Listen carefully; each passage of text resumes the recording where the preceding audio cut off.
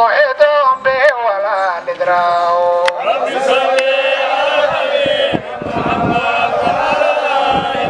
منع البادي سدوة البادي كلهم قضون ذلي هذا لذي وانتاج وراتنا لترحمنا اللهم صل على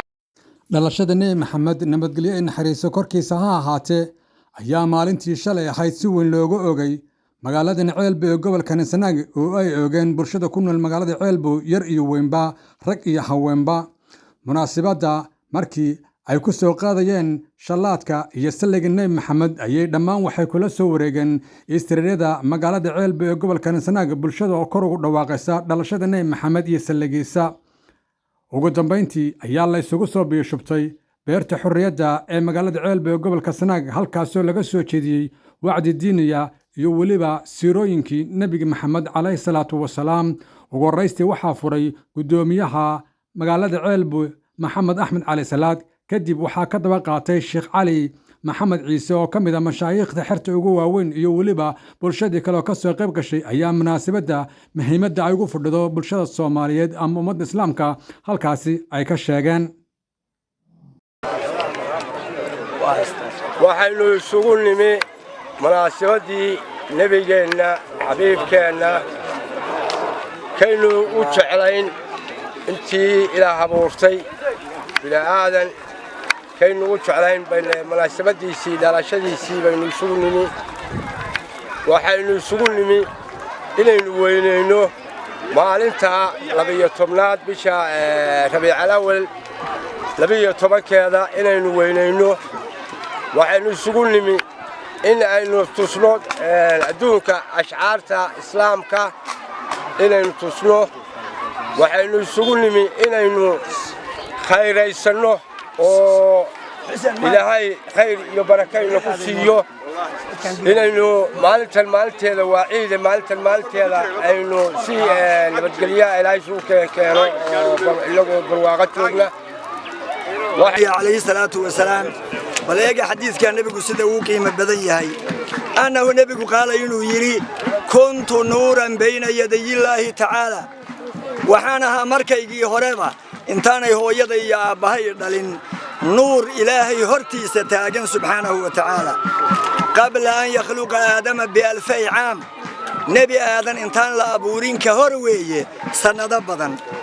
نور كاسو يسبح الله تعالى ذلك النور نور كاسا وحوها مد إلهي وتسبيح سنايا سبحانه وتعالى وتسبح الملائكة بتسبيحه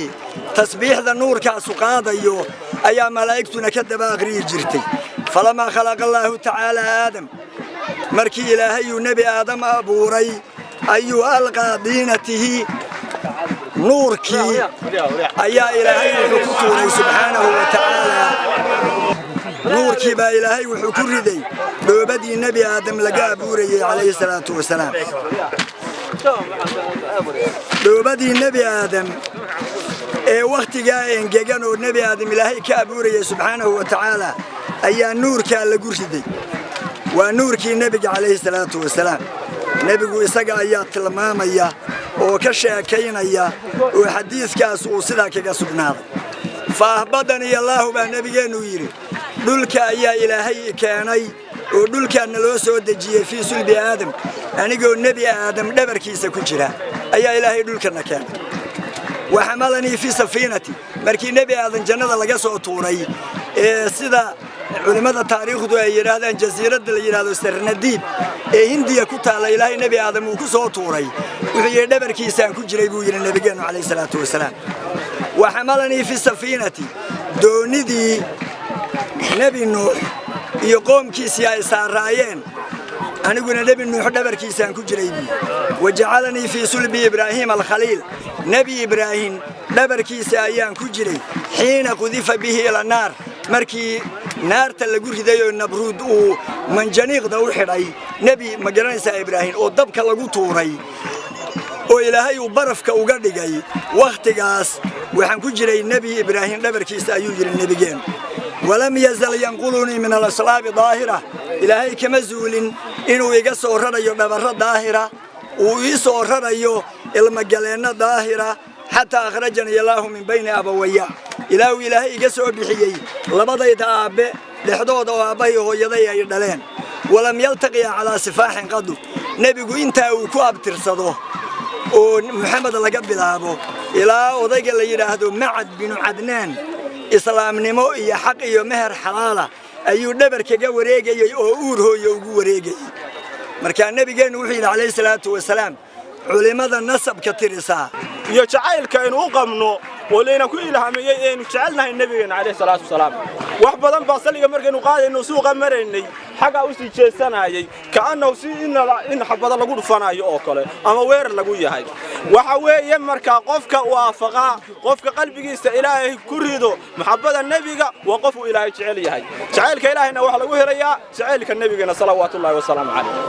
weynaynta aynu weynaynayno nebigeena calayhi salaatu wasalaam inagu miyaynu weynayni ilaahay baa weyneeyey wa innaka lacaalaa khuliqan cadiim baa ilaahay yidhi waxaa ku sugan tahay dabeecad wanaagsan cadiim allah cadiimka qof weyneeyey weynaantiisu intay leeg tahay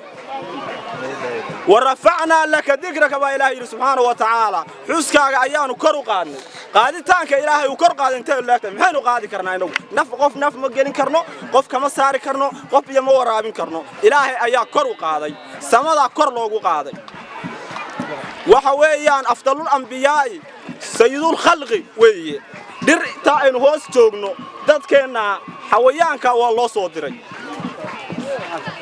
ilaa iyo inta qof laa ilaaha illa allah kitaabkaasu shaqaynayo sunnada nabiga laa ilaaha qof iimaan qalbigiisa uu ku jirana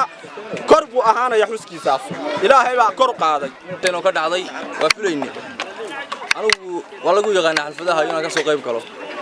xalay toddoba saacad waxaan siri waa goor mubariya xalfada saan uga qayb galo xalfadina si fiican bay u dhacday qabanqaabadoodu wanaagsan tahay waxa meesha isugu keenay waa jacayl aan jecelahay rasuulkayga sallallahu alayhi wasallam si fiican bayna noogu dhacday waana wadishinaa waana wadaynaa intaasaan ku soo gabagabaynayaa hambalyo waxaan u hambalyanaynaa dhalashada rasuulkeenna maxamed sallallahu alayhi wasallam maadaama aanu nahay dad islaama nebi maxamedna uu yahay rasuulkayagii calayhi salaatu wasalaam kii aakhiro iyo adduunkaba naanfacayey shafiicadiisa aanu doonaynay waxaan ummadda islaamka cid kasta oo jecel maxabbada nebiga ay ku weyn tahay waxaan ugu hambalyaynayaa dhalashadiisii oo ku beegan maanta waxaan leeyahay hambalyo ilaahay shafiicadiisa hayna siiyo ilaahay maanta maalinteeda barwaaqo iyo bashbash ilaahay hayna ku gaarsiiyo waxaanu diyaar u nahay maadaama annagu hadda magaaladan aan joogno oo maanta xafladan aan ka qabanayno dadkii aasaasay ama joogi jiray ama deganaan jiray oo lagu magacaabi jiray waxaan u malanayaa xabadihii ugu dambeeyey shalay iyo baanu aasnay wax macno oo adduunya ay leedahay ma jirto aad baan u salaamaynaa oo lagu soo dhawaynayo dhalashadii nabigeenna maxamed calayhi salaatu wasalaam waana ku xamdinaqaynaa aad iyo aad baan boqolkiiba boqol ugu mahadnaqaynaa insha allah inta aan noolahay waxaan jecelnahay inaan socodsiino oo halka ay noo ka sii socoto sida sharaftada leh oo wanaagsan aad iyo aad u wanaagsan waxaanu leenahay dhammaan dadweynaha waxaan ku hambalyeeynaa inay ka soo qayb galaan dhammaan intay leeyihiin dadweynuhu baanu ku hambalyeeynaa in si wanaagsan la yeelo aad iyo aad loo nooleeyo loo weyneeyo ayaanu jecelnahay sharaftida iyo macaanka boqolkiiba boqol sidaasaan dad ku soo dhawaynaynaa ilaahay idankiis waxaan rabnaa sanadka ka dambeeya inay ka weynaato ka ballaadhnaato ka qurux badnaato ka sharafti badnaato ilaahayna ummadiisa u soo hadeeyo boqolkiiba boqol baanu ka liibaanta adduun iyo midda aakhirana waxaynu ku helaynaa nebiga oo aynu jeclaano allahuma salli wasallim calayh ilaahayna waxaynu ka baryaynaa in inta nebigu u shafeeco qaaday in ilaahay inagu daro xafladan waxa weeye inaynu nebiga lagu weynayo